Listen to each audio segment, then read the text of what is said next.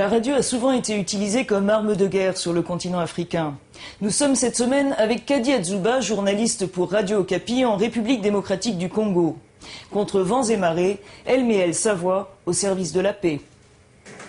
Bonjour fidèles auditeurs, c'est Kadi Adzouba et derrière la baie vitrée, il est là Emmanuel Kanagaro, bienvenue.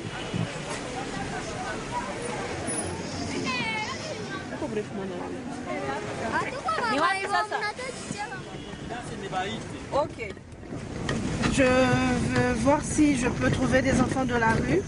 Les parents ont été tués pendant la guerre et ils n'ont plus personne. Il y a des enfants nés de violences sexuelles. Les parents les abandonnent parce que la maman qui a attrapé la grossesse suite à une violence, elle n'arrive pas à garder l'enfant. Maman, il est mort. Ma mère, elle est morte. Je vis comme un perroquet dans la forêt. Jambo, à vous tous qui nous captez en ce moment. Je m'appelle Kadi Adzouba de Radio Okapi, la radio de la paix. Kadi Adzouba, 31 ans, est l'une des voix les plus populaires de Radio Okapi, créée par l'ONU et la Fondation Suisse Hirondelle il y a 10 ans. Jour et nuit, elle parcourt sa province du Sud Kivu, à l'est du pays, pour décrire les réalités d'une société marquée par la guerre.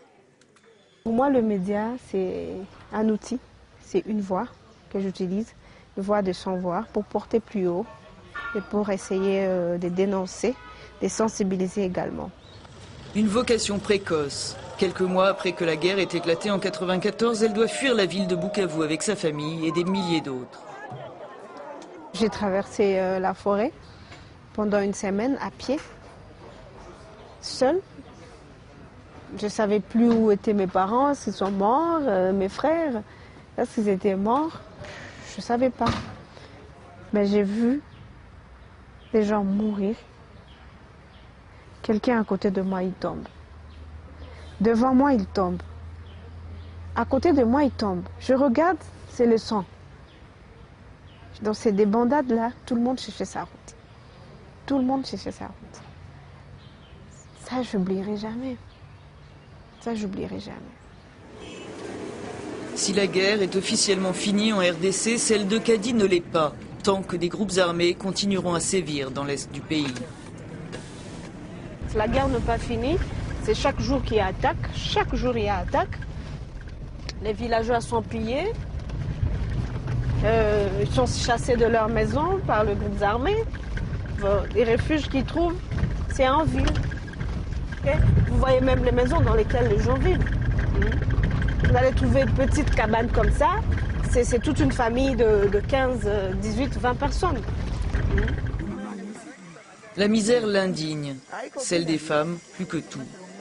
Elle interviewe ce jour-là des survivantes, recueillies par une association basée à Bukavu qui les aide à se reconstruire via un soutien thérapeutique et des formations professionnelles. Tour à tour, esclave sexuelle de miliciens rwandais, puis violée par des militaires congolais, cette jeune femme réapprend à espérer. Tu vas passer 6 mois ici, et après, qu'est-ce que tu vas faire? Je commencerai par les sensibilisations. Il faut que nous prenions courage et dites aux autres que ce n'est pas ça la fin de notre vie. À la radio et au sein de plusieurs associations, Kadi ne cesse de dénoncer le fléau qui continue à affecter des milliers de Congolaises et surtout d'en dénoncer les causes. Violer la femme, c'était une arme de guerre. Ce n'est pas pour le désir sexuel que les rebelles, les groupes armés violent les femmes. Non. Ils veulent tout simplement déstabiliser une région. On fait la guerre, on chasse la population, on creuse et puis on pille les ressources. Donc, et puis ça passe inaperçu. Le malheur des Congolais, c'est leur minerai. Il y a des multinationales, de grands hommes politiques qui sont derrière tout ça, et c'est là dans le monde entier. Le trafic illicite de minerais au détriment des populations locales est maintes fois dénoncé par les organisations des droits de l'homme.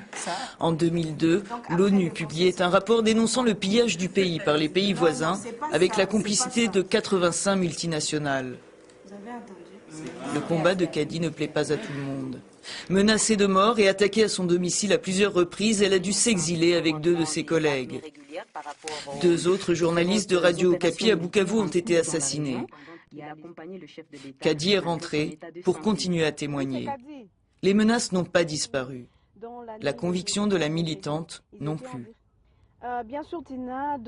Quand on fait le bilan de nos collègues, de nos parents, de nos tantes, de nos amis qui sont morts, et puis tu t'es dit, qu'est-ce que toi tu as fait pour être encore en vie aujourd'hui? Ma force, c'est que je me dis, pourquoi je n'étais pas mort à l'époque là? Pourquoi